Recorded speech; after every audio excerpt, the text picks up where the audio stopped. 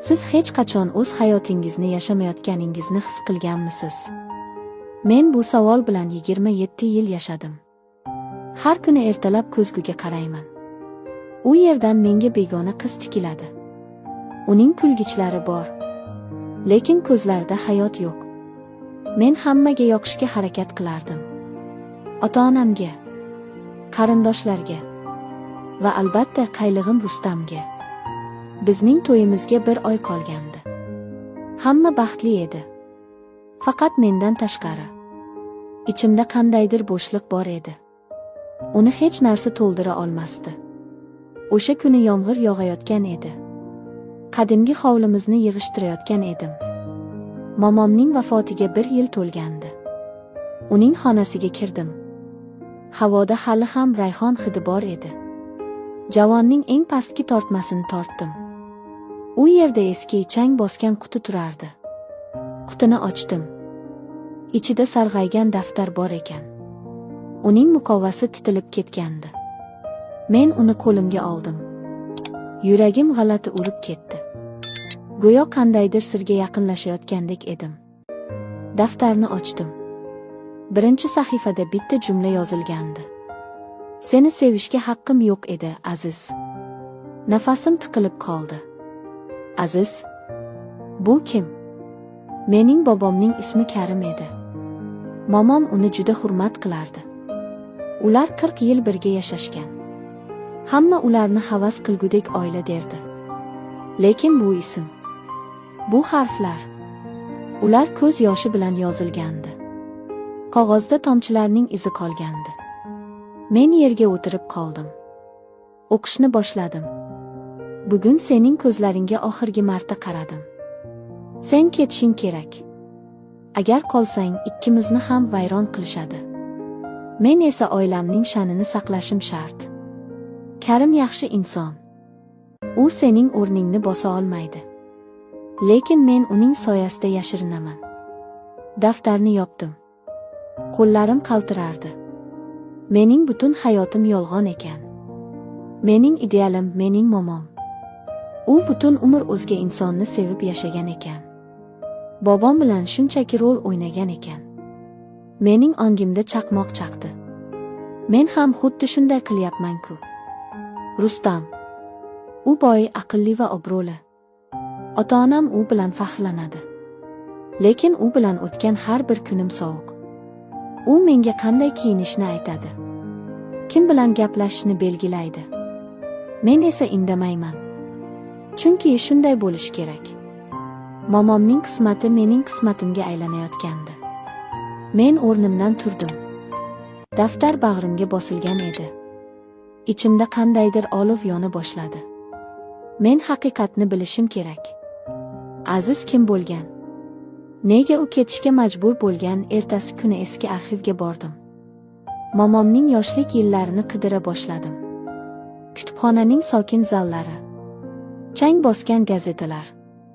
Men qadimiy maqolalarni varaqlardim. O'sha yerda uni uchratdim. Jasur.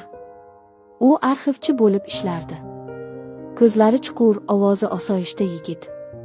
U menga eski hujjatlarni topishda yordam berdi. Siz qandaydir muhim narsani qidiryapsiz, dedi u. Uning nigohi to'g'ri qalbimga qarardi. Men unga daftarni ko'rsatmadim. Shunchaki momomning yoshligi haqida izlanayotganimni aytdim. U tabassum qildi. O'tmish ba'zan hozirgi kundan ham tirikroq bo'ladi, dedi u. Bu so'zlar yuragimga o'q kabi qadaldi. Biz har kuni ko'rishadigan bo'ldik. U menga eski suratlarni ko'rsatardi. Men esa uning yonida o'zimni erkin his qilardim. U mening fikrlarimni tinglardi. Rustam kabi meni to'xtatmasdi. Biz qadimiy ko'chalarda sayr qilardik. Men unga orzularim haqida gapirib berardim.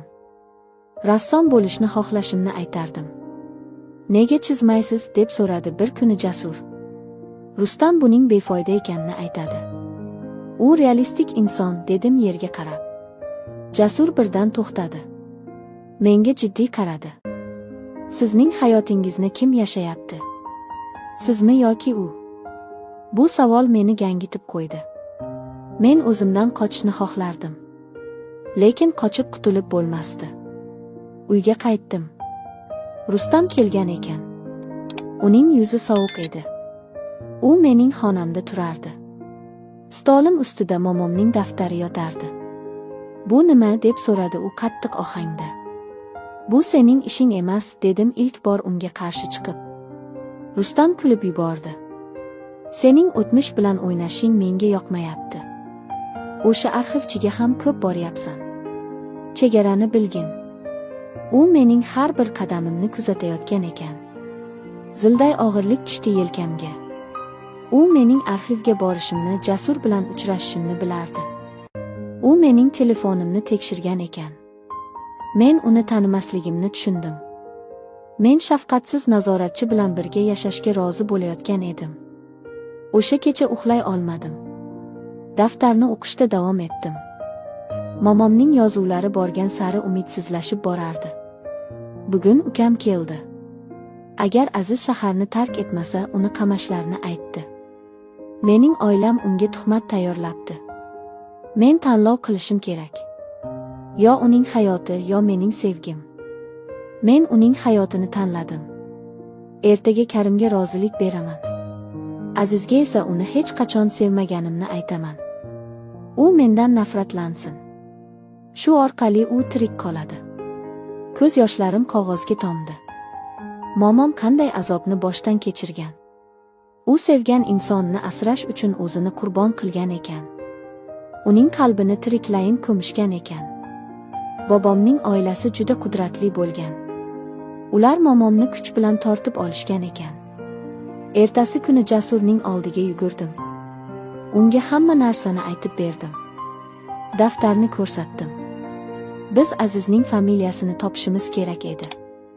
Jasur qadimgi sud arxivlarini tikladi. Va biz uni topdik. Aziz Mahmudov. U yosh, iqtidorli muhandis bo'lgan ekan. Lekin 1970 yilda to'satdan shaharni tark etgan. U tirik bo'lishi mumkinmi, deb so'radim titrab. Jasur kompyuterga qarab turib yutindi. U qayerdaligini bilaman. Yuragim to'xtab qolgandek bo'ldi. 40 yildan ortiq vaqt o'tgan. U tirik. Men u bilan ko'rishim kerak edi. Momomning haqiqatini unga aytishim shart edi. Ammo bu oson emasdi. U shahardan uzoqda, tog'li qishloqda yasharkan. Rustamga hech narsa demadim. Ota-onamga dugonamnikiga ketyapman deb yolg'on gapirdim. Jasur bilan birga yo'lga chiqdik. Tog' yo'llari aylanma va xavfli edi.